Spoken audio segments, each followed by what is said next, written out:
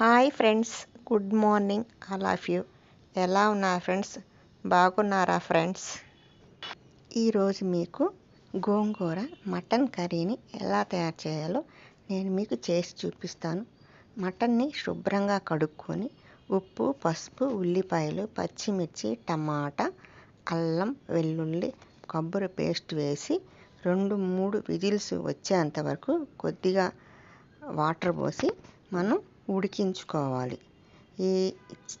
ఈ మాదిరిగా ఉడికిన మిశ్రమాన్ని పక్కన పెట్టుకొని మనం ఒక కడాయిని తీసుకొని చక్కగా ఈ కడాయిలో మనకి తగినంత నూనె పోసుకోవాలి. అంటే మన గోంగూర మటన్లో కొద్దిగా ఎక్కువగానే నూనె పోసుకోవాలి.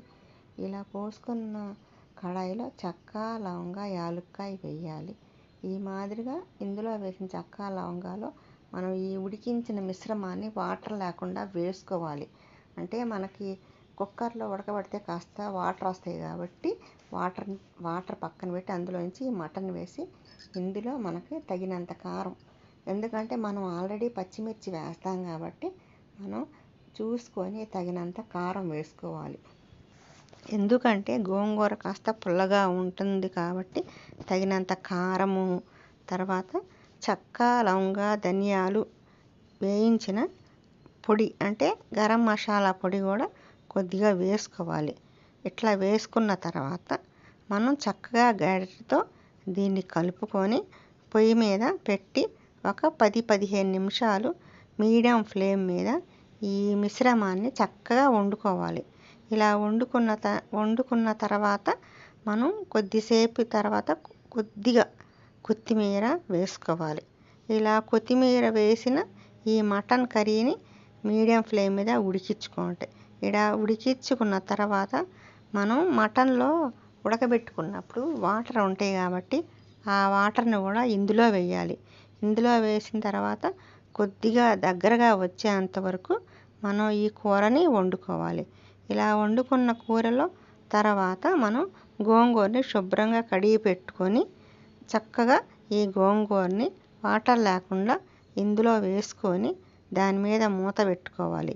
దీనికి కొద్దిగా ఎక్కువ కొత్తిమీర పడుతుంది, ఎందుకంటే ఈ కొత్తిమీర దీనికి మంచి ఫ్లేవర్ని తెచ్చింది కాబట్టి కొద్దిగా ఎక్కువ మోతాదులోనే కొత్తిమీర పెట్టుకొని దాని మీద మూత పెట్టి ఈ మాదిరిగా ఉడికించుకోవాలి. మధ్య మధ్యలో చూసుకుంటూ ఈ మాదిరిగా కలుపుకుంటే మనకి ఈ కూర దగ్గరగా వస్తుంది.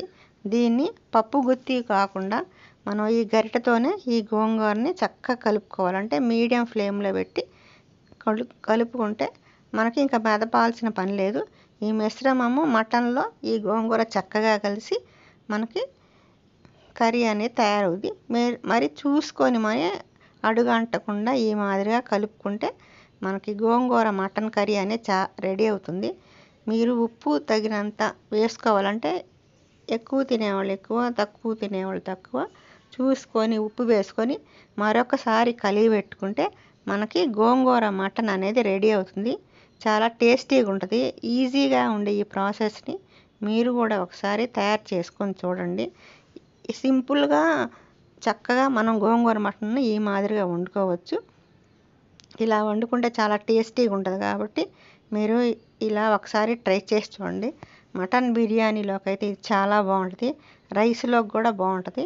రైస్లో తినేవాళ్ళు రైస్లో, బిర్యానీ తినేవాళ్ళు బిర్యానీలో, ప్లెయిన్ రైస్ అంటే ప్లెయిన్ పులావ్లో కూడా ఈ కర్రీ అనేది చాలా టేస్టీగా ఉంటుంది.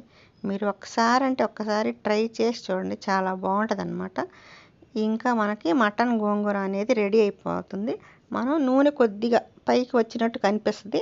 అలా వండుకొని అన్నంలో సర్వ్ చేసుకుంటే చాలా బాగుంటుంది.